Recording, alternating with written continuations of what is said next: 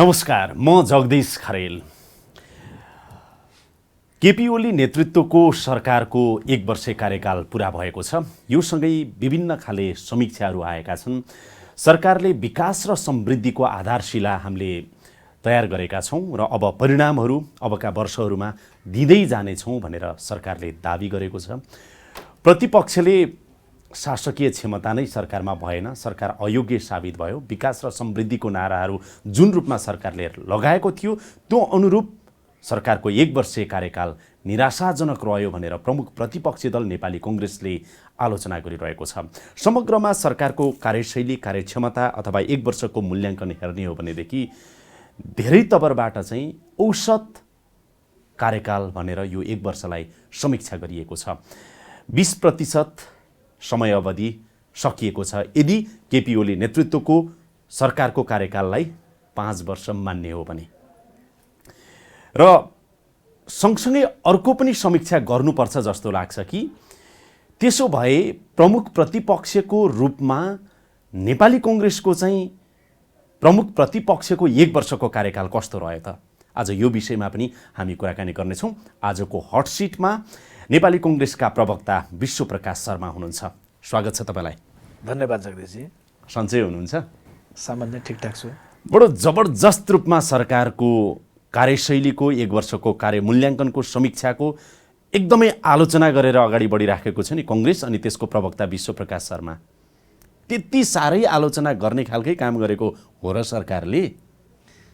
होइन, हामीले त्यस्तो जबरजस्त आलोचना गरेको भन्ने मलाई त लाग्दैन। घटनाको प्रकृति मुचुल्का भन्छ नि, घटनास्थलमा पुगेपछि त्यहाँ जे चित्र हुन्छ त्यो चित्रलाई सारिन्छ नि। हामीले 1 वर्षको घटनाको प्रकृति मुचुल्का मात्रै सारेको। सार्दै गर्दाखेरि यस्तो निराशाजनक चित्र आउला हामीलाई लागेको थिएन। यद्यपि निराश भइहाल्नुपर्छ त्यो म भन्दिनँ, तर एकदम आशा जागृत गरायो, विश्वास जागृत गरायो भनेर भन्न सक्ने अवस्था चाहिँ बितेको 1 वर्षमा 8 पेजको 10 पेजको चाहिँ नि समीक्षा गर्नुभएछ। होइन, निकै खर्च पो गर्नुभएको छ त समय पनि। कति पेजको भन्ने मुख्य प्रश्नै होइन। मुख्य प्रश्न त के हो भने 1 लाइनमै समीक्षा गर्दै गर्दाखेरि पनि सम्माननीय प्रधानमन्त्रीज्यूले बडा सही भन्नुभयो। 1 वर्षको बिचमा जग्गा लिएको छ, छाना नै अहिले नखोज्नु होला भनेर। हाम्रो टिप्पणी त छोटोमै यति मात्रै हो कि बिल्कुल सही भन्नुभयो। 1 वर्षमा जग मात्रै हाल्ने हो, छाना बनिहाल्ने होइन।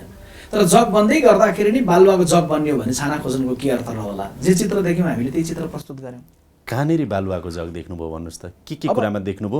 आज धेरै व्याख्या नगरौँ किनभने तपाईँहरूको समीक्षा आलोचना धेरै आइसकेको छ। यद्यपि जग बलियो छैन भन्ने आधारहरू तपाईँहरूले देखाएको के छ? अब सरकारले 2टा कुरा मात्रै उदाहरण दिन्छु म तपाईँलाई। एउटा चाहिँ जग बलियो हाल्नलाई के गर्नु पर्थ्यो भने संसारभरिको नेपालीहरूलाई अपिल गर्नु पर्थ्यो। शान्ति भयो, संविधान बन्यो, चुनाव बन्यो, स्थिर सरकार छ, घाँस काटेर भए पनि देशका लागि पैसा हाल, आऊ सबै मिलेर बनाऊ भन्नु पर्थ्यो। होइन, त्यो भनिएन। बरु के गरियो भन्दा प्रति लिटर 5 रुपियाँ डिजेल र पेट्रोलमा 5 रुपियाँको दरले उठाएर अर्बौं रुपियाँ उठिसकेर बुढी गण्डकी बनाउने परियोजना अगाडि बढाउने बेलामा सर्लक्कसँग एउटा विदेशको कम्पनीलाई सुम्पिनुभयो। जग यसरी नै हाल्यो। अर्को 2/3 सरकार भएको बेला, बलियो सरकार भएको बेला, स्थिर भएको बेला त राष्ट्रको खर्च गर्ने क्षमता बढेर जानु पर्थ्यो। पुँजीगत खर्च राष्ट्र बैङ्की तथ्याङ्क अनुसार 22.87% भएको छ।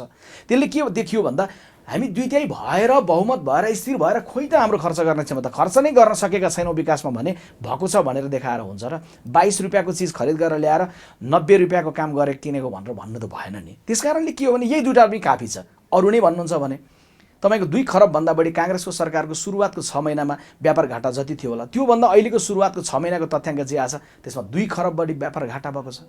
शोधनान्तर घाटा भन्नुहुन्छ भने नेपाल भित्री नै पैसा भन्दा बाहिरी नै पैसा 9 अरबबाट चाहिँ 85 अरब पुगेको छ। त यसले के देखाउँछ भन्दाखेरि भने सरकारले 1 वर्षमा विकासको राम्रो जग हालेन। जगदीशजीलाई मैले प्रश्न सोध्नु अलिकति रोकेर यहाँ भनिहाल्छु। सरकारको आँखाबाट एकदम राम्रो देखियो, प्रतिपक्षको आँखाबाट खराब देखियो भन्दै गर्दा म बडा विनम्रतापूर्वक हात जोडेर के भन्छु भने सरकारको आँखा र प्रतिपक्षको आँखाबाट नहेरेर अरू बाँकी दुनियाँको 2टा आँखाबाट हेरौँ न। वर्ल्ड ब्याङ्कले जारी गर्ने डुइङ बिजनेस इन्डेक्समा नेपालको अवस्था पहिलाभन्दा खस्कियो, लगानीको अवस्था कमजोर बनेर। ट्रान्सपरेन्सी इन्टरनेसनलले नेपालको चाहिँ के छ त करप्सनको स्थिति भन्दा पहिलाभन्दा 2 स्थान चाहिँ भ्रष्टाचारको सन्दर्भमा खस्केको देखायो। हाम्रो मात्रै आरोपको कुरो होइन, तथ्यको कुरा पनि हो। अरूको आँखाबाट पनि हेरौँ न सरकारले र प्रतिपक्षले। विश्वप्रकाशजी, विकास भनेको त केपी ओली चाहिँ फागुन 3 गते प्रधानमन्त्री भए लगत्तै सुरु भएको त होइन। जग भन्ने कुरा पनि बिग्रेको जग पनि त बनाउनु पर्यो नि, होइन र?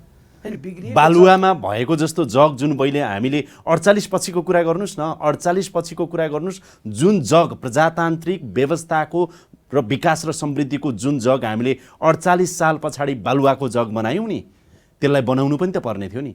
बिल्कुल हिजो अस्ति 1 वर्ष अगाडिबाट मात्र यो जग हालेको त होइन नि। होइन, तपाईँको प्रश्नमा त्यो आयो, तर मैले तपाईँले सोध्दै गर्दा त प्रधानमन्त्रीजीले नै 1 वर्षको जग भनेपछि मैले 48 सालदेखि समीक्षा गर्नु अब प्रधानमन्त्री यहाँलाई सम्झाउँ, प्रधानमन्त्रीज्यूले भन्नुभएको जग त यस्तो थियो होला नि। 5 वटा कुरा भनौँ है, तपाईँलाई पक्कै पनि सम्झना छ कि प्रधानमन्त्रीले भन्नुभएको थियो संघीयताको कार्यान्वयनका कुरा, त्यसमा चाहिँ नि कानुनहरू बनाउने कुरा, सुशासनका कुरा, भ्रष्टाचारमा शून्य सहनशीलताका कुरा, पूर्वाधार विकास र आर्थिक समृद्धिका कुरा, छिमेक नीति परराष्ट्र नीतिलाई अलिकति त्यो सम्बन्धलाई मजबुत बनाउने कुराहरू, यी कुराहरूमा जग सरकारले हालेको छैन र।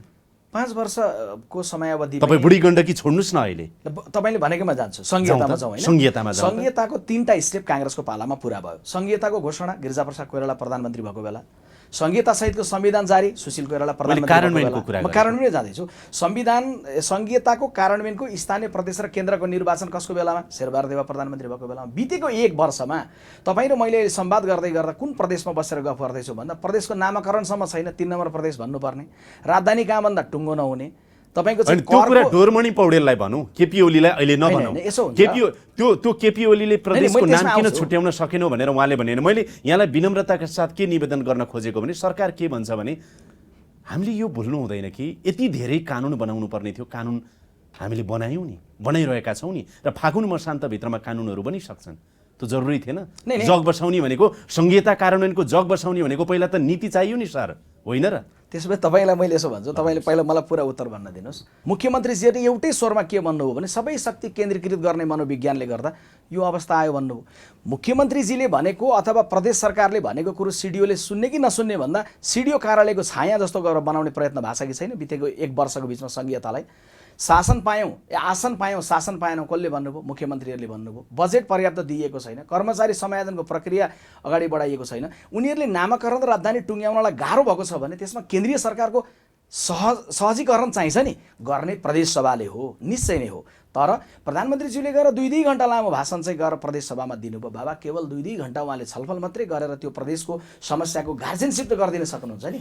होइन, यो तपाईँले हामीले राजनीतिक सङ्क्रमण सकिए पनि यसको कार्यान्वयन गर्ने हिसाबले समृद्धिको सङ्क्रमण सकिएको छैन सर, मुलुकमा अझै पनि सकिएको छैन। त्यसैले हामी पहिलोचोटि अभ्यास गर्दैछौँ संघीयताको। यसैले अधिकार, जिम्मेवारी, कर्तव्य, बाँडफाँड, स्रोत, साधन, शक्तिको बाँडफाँडको सन्दर्भमा यिनै झमेलाहरू आउँछन् र यसको सम्बोधन गर्नुपर्ने हो र सरकार भनिरहेको छ त्यसको सम्बोधन गर्ने प्रयास भइरहेको छ। र पोखरा सम्मेलन मुख्यमन्त्रीहरूले जुन रूपमा पहिला गरेका थिए त्यसलाई सम्बोधन गर्दै प्रधानमन्त्री आफैले फेरि बोलाएर 2-3 पटकसम्म त बैठक बसेर एक खालको चाहिँ टुङ्गोमा त पुर्याउनु पनि त उहाँले, त्यो त मान्नु। प्रधानमन्त्रीज्यूले समय राम्रो उपलब्ध नगराएर बल्ल पोखरामा मुख्यमन्त्रीहरू भेला भएर मुख्यमन्त्रीहरूले अलग्गै चाहिँ छलफल गरेर प्रेसर गर्न थालेपछि अन्तर प्रदेश समन्वय समितिको बैठक लामो समय पछाडि एकपटक प्रधानमन्त्रीज्यूले बोलाउनु भयो। प्रधानमन्त्रीले बैठक बोलाउन ढिलो गर्नुभयो, त्यसले पनि सुन्दै गर्दा त्यहाँ समस्या उहाँहरूलाई भइगयो। त उहाँले बैठक बोलाइरहनु परेन, केन्द्रीय सरकारले गरेर दिनुपर्ने सन्दर्भमा चाहिँ दिने अधिकार के विधेयक बन्दैछ? सिडिओले केन्द्रीय सरकारको चाहिँ सुन्ने ठिक छ, नसुन्ने होइन। त्यो अब सिडिओको सन्दर्भमा त कानुन फाइनल भएर आएपछि हेरौँला, अब विधेयक ऐन बनिसकेपछि त्यसमा छलफल गरौँला, तपाईँहरूलाई समय छँदै नै छ। तर मैले जग बसाउने कुरा गर्दाखेरि परराष्ट्र नीति चीन र भारतसँगको चाहिँ सन्तुलित सम्बन्धमा सरकारले परराष्ट्र मन्त्री प्रदीप गेवालीले राम्रो मेहनत गर्नुभयो। तेस्रो मुलुक युरोपतिरको सम्बन्ध अलिकति राम्रो बनाउनु भयो। अब तपाईँहरूले के च्याखे थाप्नुभयो भनेदेखि भेनेजुएला प्रकरणमा सरकार चुक्यो भनेर चाहिँ थाप्नु, यति कुराले चाहिँ सरकारको चाहिँ परराष्ट्र नीति ठिक भयो भएन भनेर मूल्याङ्कन गर्नु त त्यति उपयुक्त होइन होला नि। केटकेटीपन जस्तो भयो कि सरकारले 1 डेक्ची खिर पकाएको छ, एक बिर्को त 20 हालो नि भनेर 20को बारेमा चुप लाग्दिनु पर्ने र प्रतिपक्षले त्यो त तपाईलाई भेनेजुएला प्रकरण 20 जस्तो लाग्यो? भेनेजुएला प्रकरणमा भन्नुस् त। हैन, तपाईलाई म क्लियर भनौँ। पहिलो कुरो भेनेजुएला प्रकरण प्रतिपक्षलाई सोध्नै पर्दैन, सत्तापक्षै आफै गन्जागोलमा छ के दृष्टिकोण भनेर नम्बर 1 हो। नम्बर 1 सुन्नुस् म भन्छु। 2 भेनेजुएला प्रकरण अमेरिकालाई बिजेको छैन, अमेरिकी राजदूतले यहाँ एकचोटि सोध्नुभयो, सरकारले क्लियर गर्यो। भोलि पर्सिपल्ट बालुवाटारमा चाहिँ अमेरिकी राजदूत र प्रधानमन्त्री प्रचण्ड बसेर गफ गरेको, कफी खाएका दृश्यहरू देखियो। अमेरिकी राजदूतले प्रतिक्रिया दिनुहुन्छ, हाम्रो त नेपालसँगको 70 वर्षदेखिको सम्बन्ध सब ठिक छ। अब यहाँ प्रतिपक्षलाई चाहिँ भेनेजुएला प्रकरणले पोल्न थाल्यो, अचम्म लाग्छ कि। ल तपाईलाई म भन्छु, सुन्नुहोस्, तपाईँले नेपालको प्रधानमन्त्री केपी ओली हुनुहुन्छ, तपाईँलाई थाहा छ। केपी ओलीजीले बोल्दै गर्दाखेरि आफ्नै पार्टीको अर्का आधा अध्यक्षले भेनेजुएला प्रकरणमा उहाँ चिप्लिनुभयो बोल्नुहुन्छ। भेनेजुएला प्रकरणमा फेरि प्रचण्डजी के भन्नुहुन्छ भने उहाँले बोलेको व्यक्तिगत हो, सचिवालयले निर्णय गरेको छ, मैले बोलेको आधिकारिक भन्नुहुन्छ। अनि के प्रतिपक्षले दुईटा चाहिँ अध्यक्षले बोलेको कुरामा प्रधानमन्त्रीले व्यक्तिगत भनेको कुरा हामी चुप बस्दिनु पर्ने? सामान्य सुन्नु न, एउटा घटनामा मैले त मेरो चुरो प्रश्न कहाँ हो भनेदेखि नि विश्वप्रकाशजी, जगै राम्रो भएन सरकारको भन्ने कुरामा यी त घटनाहरू हुन्। भइराख्छन् कि। सुन्नुहोस्, हामी नेपाल भ्रष्टाचारमा 124 थियो, 22 थियो, 24मा गयो, 2 स्टेप तलमाथि जाने हिसाबले जगै हल्लियो भन्नुहुन्छ तपाईँहरू। होइन, जग बसेको के देख्नुभयो बितेको वर्ष? सुन्नुहोस्, म तपाईँलाई भन्छु, हामीले नेपालीले 5 रुपियाँको दरले उठाएर चाहिँ बनाउन सक्छौँ भनेर सुरु गरेको परियोजना विदेशलाई दिनुहुन्छ जग बनेको भन्ने। हङकङको एयरपोर्ट र लन्डनको एयरपोर्ट जति जोडेको आकारको चाहिँ 2556 हेक्टरको चाहिँ रुख काट्ने भनेर चाहिँ पर्यटन मन्त्रालयले प्रस्ताव पठाउँछ, जबकि हङकङ र लन्डनको एयरपोर्ट जोड्दै गर्दा भन्दा आधा आकारको एयरपोर्ट बनाउँदा पुग्ने ठाउँमा चाहिँदैन त्यत्रो भन्ने हुँदाहुँदै रुख काट्ने भनेको छ। के त्यसलाई जग बसाएको भन्ने? जग बसाएको किन भन्नु न तपाईँले? जस्तो जिडिपीमा 7.2% लक्ष्यको हाराहारीमा अब हामी पुग्छौँ भने चाहिँ यद्यपि 1 वर्षको समीक्षा गर्न बाँकी छ बजेटको, किनभने 6 महिना मात्रै भयो यो सरकारले ल्याएको बजेट कार्यान्वयन गरेको। 6.2% हाराहारीमा पुगेको छ। कर राजस्व सङ्कलन चाहिँ नि उत्साहप्रद रूपमा चाहिँ नि छ। तपाईँले व्यापार घाटा बढ्यो भन्दै पनि राजस्व सङ्कलन राम्रैसँग भइरहेको छ। आर्थिक सन्दर्भमा तपाईँले र मैले मूल्य वृद्धि नियन्त्रणमै छ।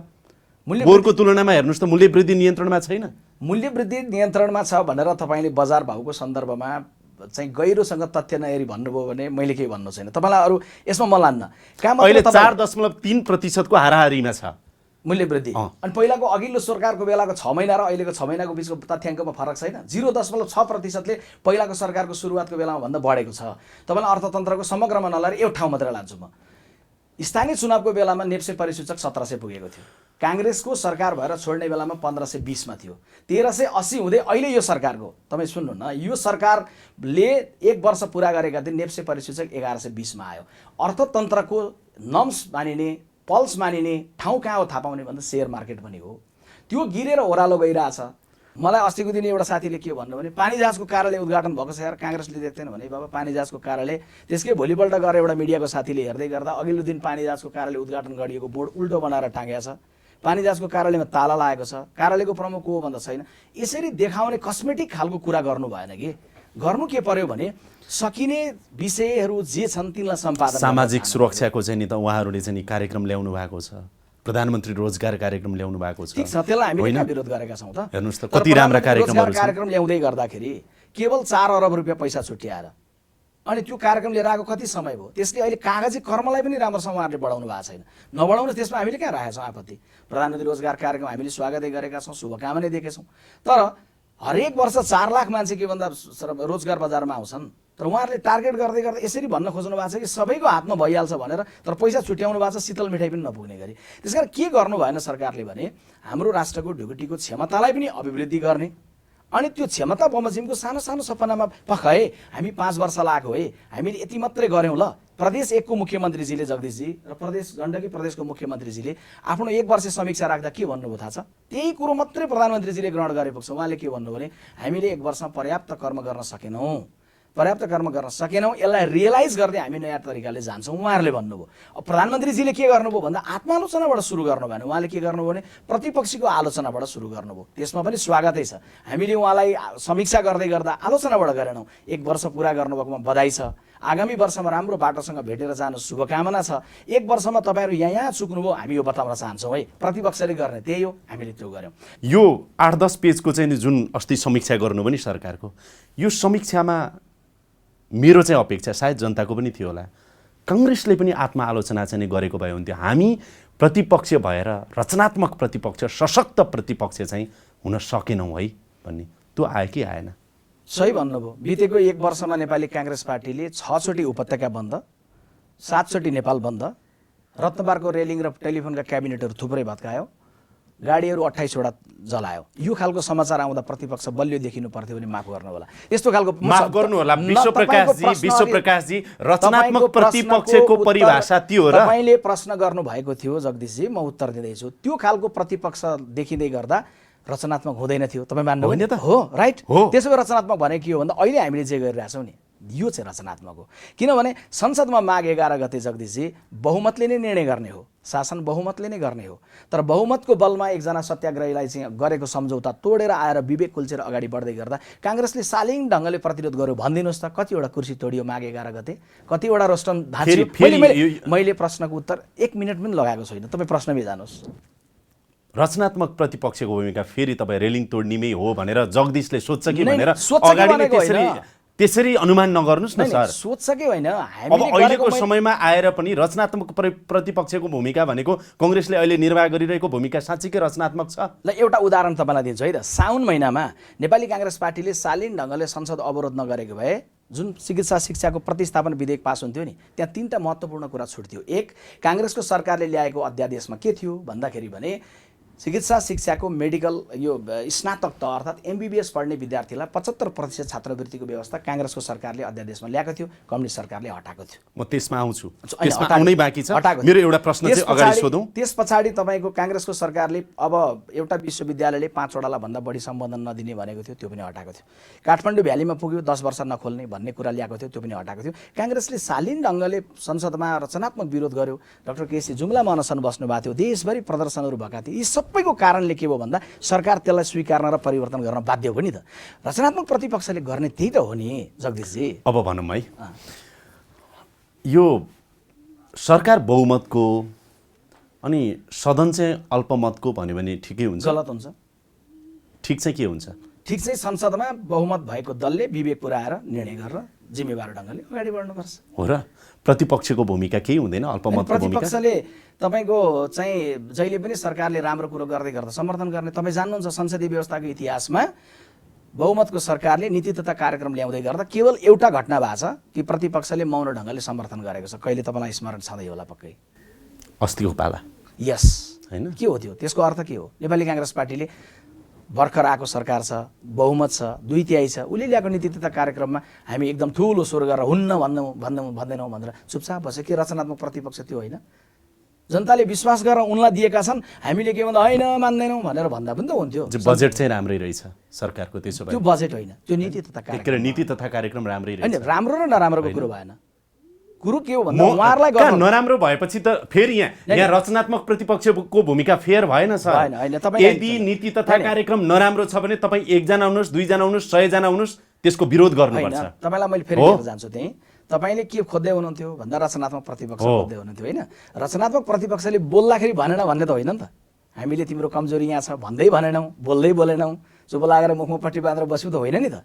तर हामीले पारित गर्ने दिन ठिक गऱ्यौँ होला, पारित गर्ने दिन बेठिक गऱ्यौँ होला। तिम्रो नीति तथा कार्यक्रम बमोजिम तिमीले देश लिएर जाँदैछौ भने बहुमत छ लैजाऊ भन्यौँ नि त। तर माघ 11 मा फेरि किन हामीले बहुमत हुँदाहुँदै विरोध गऱ्यौँ भन्दा त्यो चाहिँ बेलामा सरकारले डाक्टर केसीसँग सम्झौता गरेर स्वयं प्रधानमन्त्रीजीको अग्रसरतामा सम्झौता भएको विषयलाई संसदमा ल्याएर शिक्षा मन्त्री मार्फत टेबल भएर संसदले आफ्नो सम्पत्ति बनाइसकेको विषयबाट सरकार पछि हटेको थियो नि त। त्यसकारण हामी त्यहाँ आउँदा फेरि के गर्यौँ? तिमीले गलत गर्दैछौ भन्यौँ।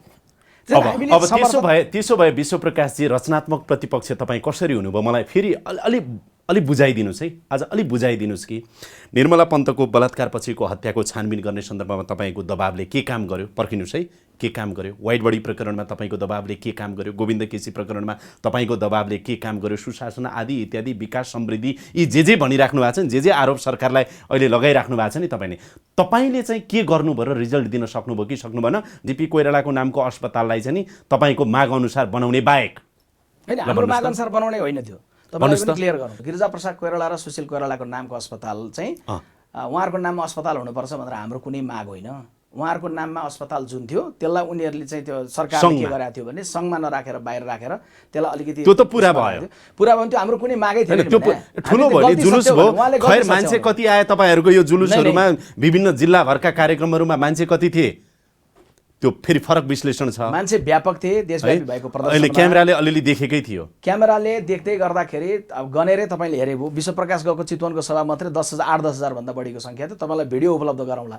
तपाईँलाई म के मात्रै भन्दैछु भने नेपाली काङ्ग्रेस पार्टीको माग थिएन है अस्पतालको बारेमा। तिमीले गल्ती गरेको छौ सच्याउ भन्ने मात्रै थियो। हामीले उहाँहरूको नाममा अस्पताल खोलिदिनुहोस् भनेको होइन। देखियो सदनमा संसदमा चाहिँ डाक्टर मिनेन्द्र रिजालहरू जसरी बोलिराख्नु भएको थियो नि, त्यो भिडियो क्लिपहरू छ। होइन, गल्ती गरेको छौ सच्याउ त भन्यो नि, के भन्यो थियो? त्यो पुरा भयो। त्यही त अरू बाँकी त कांग्रेस प्रतिपक्ष भएर जनताको सवालका इस्युहरूमा के भयो भनेर के परिवर्तन ल्याउन सक्नुभयो? तपाईको दबावले के रचनात्मक दबावले है फेरि रेलिङ तोडेर भने हैन के काम गर्यो भनेर सोधेको के हो। अहिले तपाईले कहाँ ठिक ठाउँमा आउनुभयो भने अघि तपाईले लिस्ट सुनाउनु भयो नि, Nirmala Pant, doctor KC, wide body, तपाईको मुखबाट के आयो भने आखिरी व्यतिथि के भएका रहेछन्, त्यसमा परिवर्तन हुनुपर्ने रहेछ। प्रतिपक्षको दबाब पुगेन, प्रतिपक्षको दबाब पुगेन म मान्छु, तर प्रतिपक्षले उठाएका कुरा सही रहेछन्, यो कुरा तपाईले पनि भन्नुभयो। अब होइन नि, अब यहाँ चाहिँ रोके, यो प्रतिपक्षले उठाएको कुरा होइन। तपाईलाई स्मरण गरौँ, डाक्टर गोविन्द केसीको माग गोविन्द केसीले उठाउनु भयो, त्यसमा पछि लागेको हो कांग्रेस, साक्षी बसेको हो कांग्रेस। निर्मला पन्तको कुरा कञ्चनपुरबाट उठ्यो, त्यसको साक्षी बनेको हो कांग्रेस। वाइड बडी प्रकरणमा तपाईँ अहिले शान्तिपूर्ण जुलुस त निकाल्न सक्नुहुन्थ्यो होला नि, कांग्रेस कहाँ छ? के कुरा मिल्यो तपाईहरुको र तपाईहरु कुरा उठाइराख्नु भएको छैन? कहाँ कांग्रेसले उठाएका कुरा हुन् यी? जनताले उठाएका, नागरिक समाजले उठाएका, भिक्टिमहरूले उठाएका कुरामा पछाडी बसेर कांग्रेस साक्षी बस्ने बाहेक के गर्यो कांग्रेसले? मैले एउटा नबुझेको कुरा आज प्लिज बुझाइदिनुस्।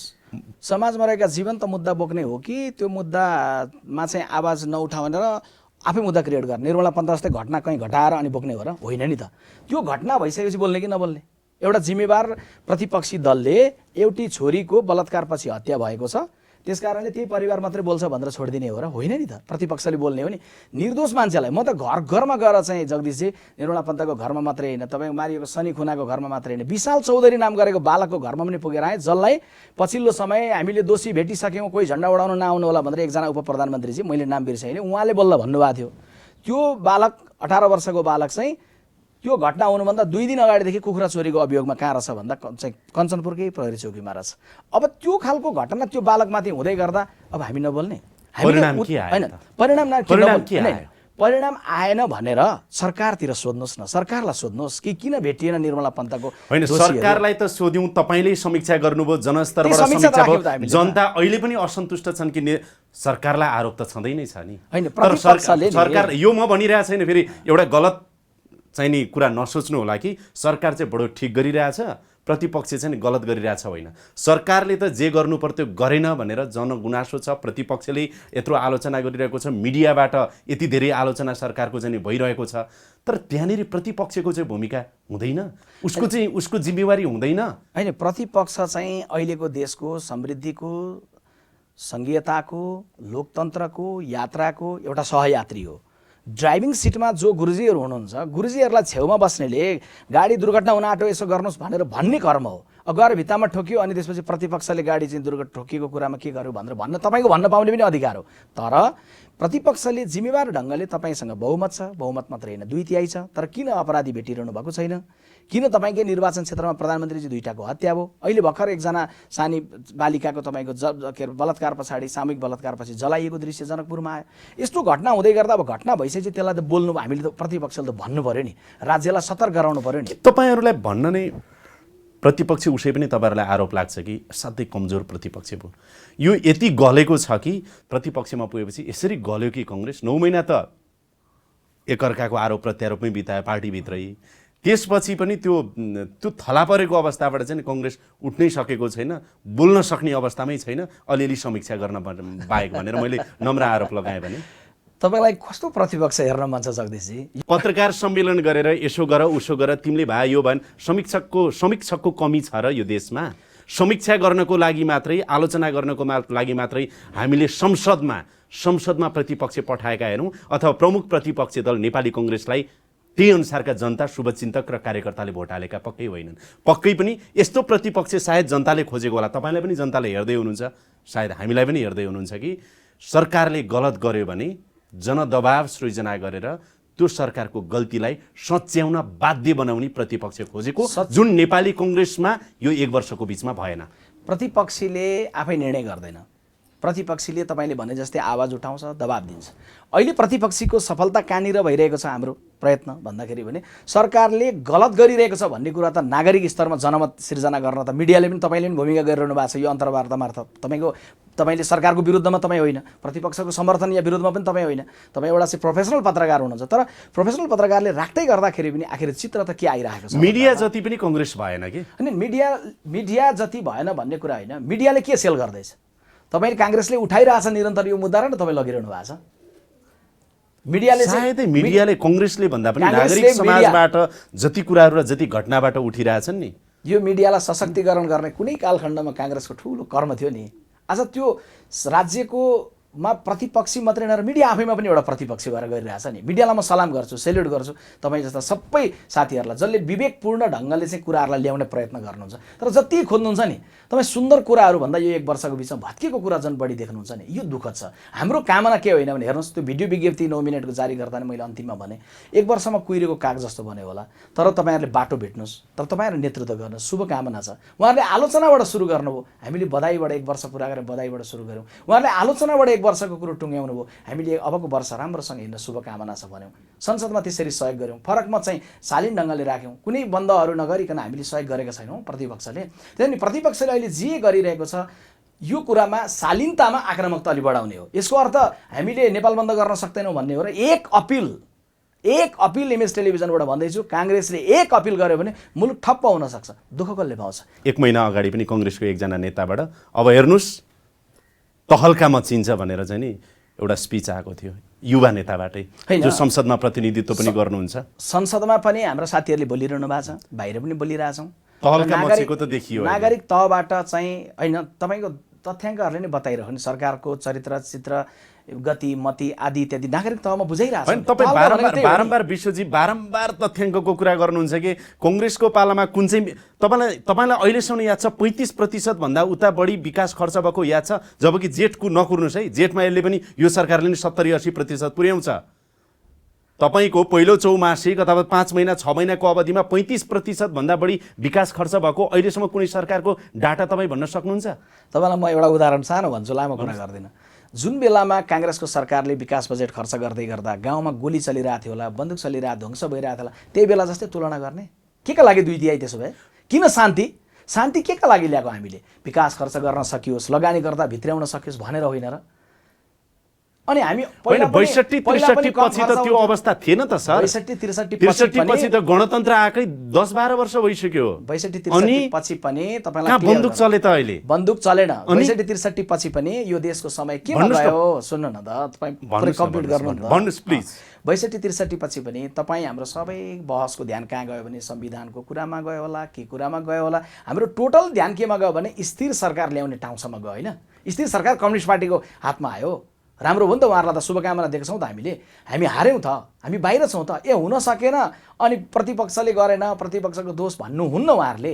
62-63 पछि पनि देशको समय 62-63 पछि पनि देशको बढीभन्दा बढी समय समृद्धिको दिशामा चाहिँ सङ्गठित एउटा नयाँ अभियान सुरु गर्नेमा भन्दा केमा गयो भन्दा संविधान निर्माण, निर्वाचन, एउटा निर्वाचन होइन 2टा निर्वाचन, त्यो निर्वाचनपछि संविधान बनेको छैन, ऊ आएको छ, त्यो गएको छ, अस्थिरताको बिच थियो नि त।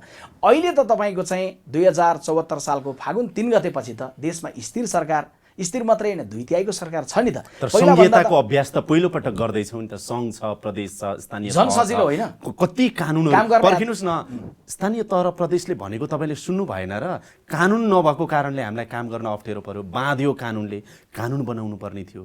समृद्धि भनेको रातारात आउने होइन नि सर, त्यो पनि त बनाउनु पर्यो नि। सरकार त्यता लाग्यो नि त 1 वर्ष, सरकार भनिरहेको छ नि त। अनि तपाईँ पुँजीगत खर्च किन गरेनस् भन्ने आफ्नो पालामा सम्झिनुहोस् त, फेरि तपाईँ पालाका आर्थिक सूचकाङ्कहरू सम्झिनुहोस् त। व्यापार घाटा तपाईँले अहिले 12 खर्ब पुग्ला, मान्नुहोस् 6 खर्ब भन्दा बढी पुग्यो, 12 खर्ब यो 1 वर्षमा पुग्ला, अझ बढी पुग्ला। पर्खिनुहोस् न, हाम्रो पाला कांग्रेसकै पालामा पनि 8 खर्ब 9 खर्ब 10 खर्ब त पुगेकै हो। तपाईँलाई मैले हिसाब सुनाएँ, कहाँ उत्पादन बढाएको थियो र? होइन, कांग्रेसले पालामा चाहिँ तपाईँको भने के भने कांग्रेसको पालामा चाहिँ भएको थिएन, त्यसकारण 2 तिहाईले किन गर्नुपर्छ भन्ने हो भन्दा होइन, त्यो छुटै छैन। कांग्रेसको पालामा शान्ति थियो, संविधान बनेको थियो, चुनाव पनि भइसकेको थियो, बढी आलोचनात्मक हुनु हुँदैन थियो कि भन्न खोजेको। तथ्याङ्क राख्दै गर्दा हेर्नुहोस्, तपाईँको तथ्याङ्क राख्दै गर्दा मैले के राजनीतिक कुरा पनि बताउनु पर्छ भन्दा हाम्रा बेलामा संविधान बनिसकेको थिएन, चुनाव भइसकेको थिएन, चुनाव गराउने दायित्व, संविधान लेख्ने दायित्व, मधेसलाई मिलाउने दायित्व, अनि त्योभन्दा अझै अगाडि चाहिँ माओवादीले चलाइरहेको बन्दुक, त्यसपछि राजाले चलाइरहेको बन्दुकको बेलामा पनि जति काम भयो नि त्यति भन्दा पनि कम हुने अहिले 2 तिहाईको सरकार के का लागि? कांग्रेसको पालामा कम भएको थियो भन्नका लागि?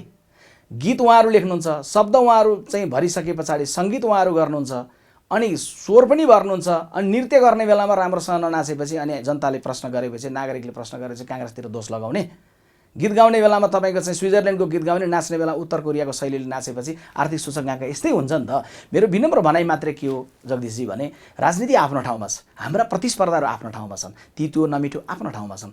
निर्वाचन मार्फत निर्णय आइसकेको छ, कम्युनिस्ट पार्टीलाई 5 वर्ष सरकार चलाउने जिम्मा छ, केपी ओलीजीको नाममा विश्वास आएको छ। उहाँले अब काङ्ग्रेसको पार्लियामेन्ट सभापति भन्ने होइन कि अहिले उहाँले स्थिर सरकार भएको बेला गरेर देखाउने हो नि त। किन तपाईँको चाहिँ हिजोभन्दा 22.87% फागुन 4 सम्मको सरकारी तथ्याङ्क है यो काङ्ग्रेस कार्यालयको तथ्याङ्क होइन, यो तथ्याङ्क सही छ, विदेशी तपाईँले दिएको तथ्याङ्क सही छ, तर यही तथ्याङ्कले सरकारको जग खत्तम छ भन्ने चाहिँ प्रधानमन्त्री अलि मिल्दैन। मिल्छ, किन मिल्छ भने प्रधानमन्त्रीजीले जारी गर्नुभएको यस्तै 26 पेजको विवरणमा हेर्नु होला, वैदेशिक लगानी अहिले बढेर आएको छ, स्थिति राम्रो छ भन्नुभयो। वर्ल्ड ब्याङ्कको डुइङ बिजनेस इन्डेक्स त मैले भनिहालेँ, त्यो त्यताको तथ्याङ्क। सरकारी तथ्याङ्कले के भन्छ भन्दा काङ्ग्रेसको सरकारको अघिल्लो सरकारको 5 महिनाको विवरण मात्रै छ, 11.12 अरब चाहिँ के भन्दा विदेशी चाहिँ तपाईँको चाहिँ भित्रिएको थियो, चाहिँ के अरे बाह्य लगानी चाहिँ भित्रिएको थियो भने अहिले 6.78%। भनेपछि काङ्ग्रेसको सरकारको 5 महिनामा आउँदा 11.12 अरब आउने, अहिले आउँदै गर्दा चाहिँ 6.78 अरब आउने। 2/3 सरकार छ बाबा। उहाँहरूले लगानी गर आऊ भनेर ढुक्कको वातावरण बनाएर किन भित्राउन नसकेको? सरकारी होइन, मलाई जहाँसम्म लाग्छ सरकारले भनेको पनि छ कि जेठ असारसम्ममा तपाईँले हेर्नुभयो भने गत सालको तुलनामा वृद्धि हुन्छ। अर्कोचोटि सरकारले बढाएछ नै भन्नुहुन्छ होला, यो केपी ओलीले भन्नुभएको कुरा ठिक छ, मैले माने लगानी बढ्दैछ माने त। विश्वप्रकाश शर्माको छोरो बिग्रेको छ भने बिग्रेको बेला विश्वप्रकाशले बिग्रेको भनेर स्वीकार्यो भने अबको 1 वर्षपछि मलाई अपेक्षा चाहिँ के थियो भने विश्वप्रकाशजी तपाईँ सांसदमा चुनाव हारिराख्दाखेरि मलाई एकदमै याद छ त्यो दिन, त्यो घटना।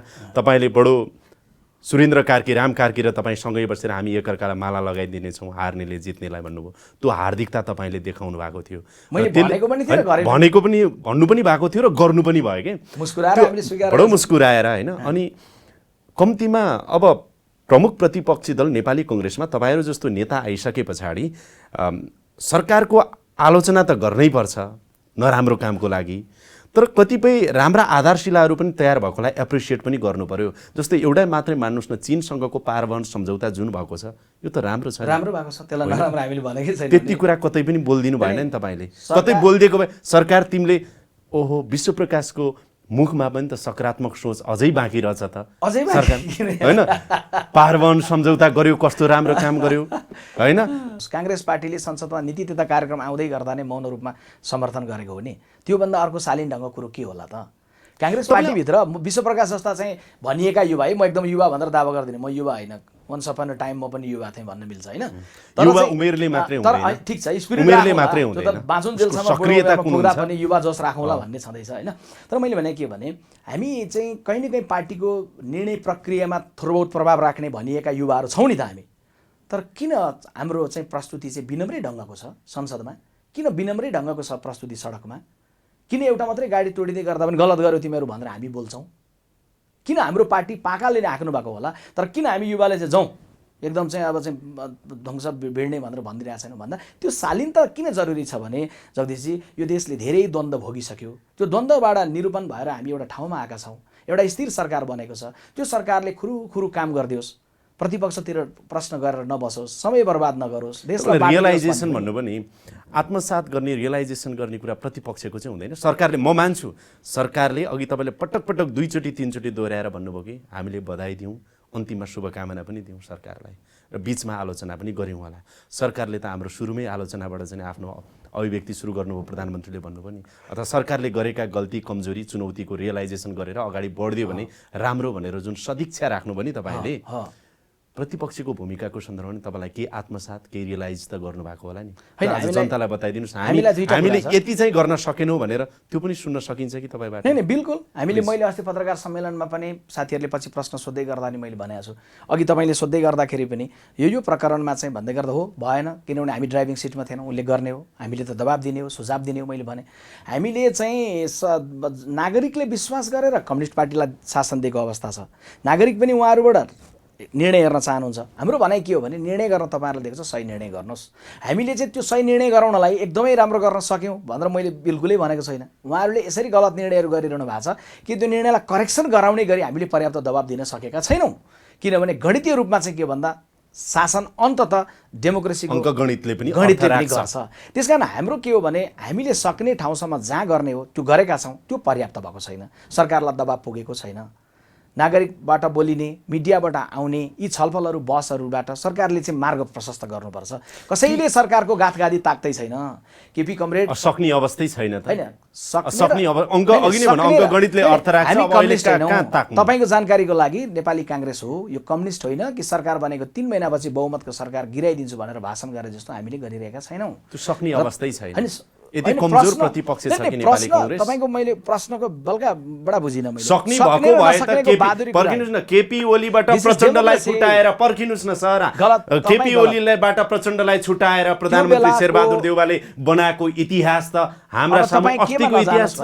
जगदीशजी, तपाईँ कांग्रेसले चाहे त के गर्न सक्छ भन्ने त देखाएको छन् जनताले। तपाईँ केमा नजानुस् भने हिजो पार्टीहरू 2टा 3टा भएको बेलामा ऊ पार्टी उसँग मिल्यो, उसँग मिल्यो, त्यसमा नजानुस्। त्यही त अहिले सक्ने अवस्थै छैन। सक्ने र नसक्ने होइन, प्रश्न बहादुरीको हो, दादागिरीको प्रश्न, नागरिकले अहिलेसम्म त विश्वास त्यसै गरी चलेको छ। अब तपाईँ यही त पहिला के भत्कियो त्यसमा नजाउँ न। अहिले नागरिकले, म भन्दैछु, कांग्रेसको प्रवक्ता भन्दैछ कम्युनिस्ट पार्टीलाई बहुमत दिइएको छ, उहाँहरूले चलाउनु पर्छ, उहाँहरूले राम्रो गर्नुपर्छ भन्दैछ। जनताले बहुमत दिए भनौँ न। तपाईँ प्रश्न के गर्दै हुनुहुन्छ भने यिनलाई भत्काउन तपाईँहरू सक्नुहुन्न। सक्ने र नसक्नेको बहादुरीका पछि लाग्ने काम छैन यो देशले। अस्थिरता अरू देशमा सरकार बनाउने, देश चलाउनका लागि नै थ्योरिटिकल होइन, अरू देशमा प्र्याक्टिकल अहिलेसम्म जनताले भोगेका छैनन्। तपाईँले भन्नुभयो भने पनि भोगेका छन् भन्नुभयो भने झुट हुन्छ।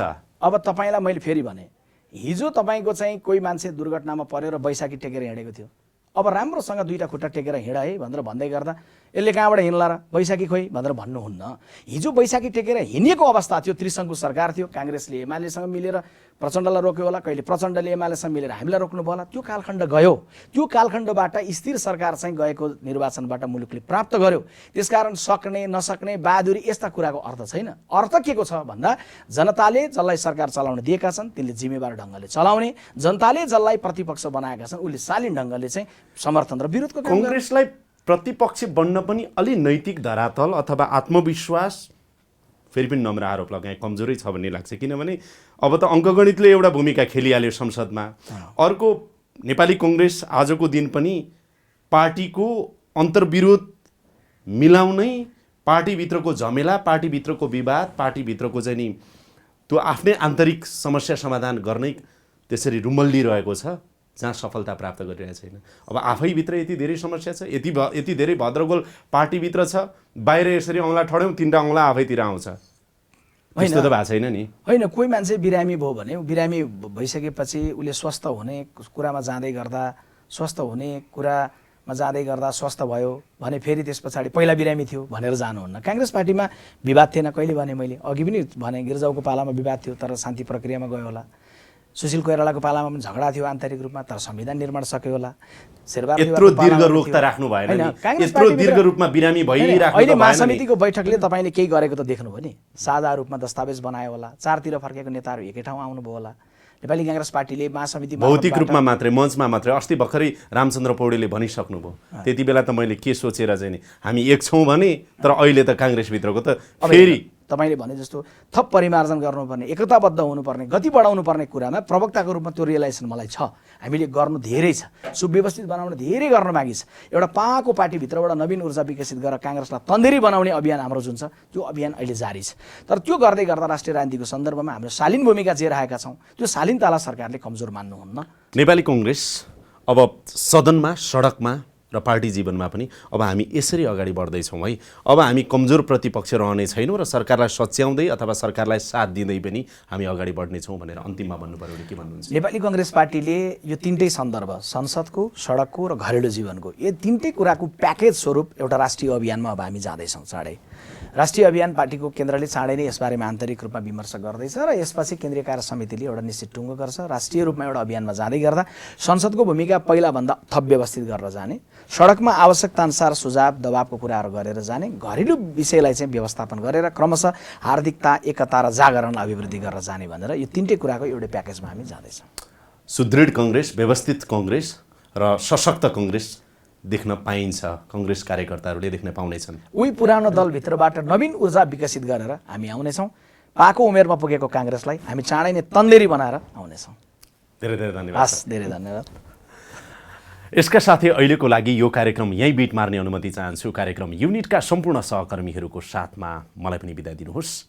नमस्कार।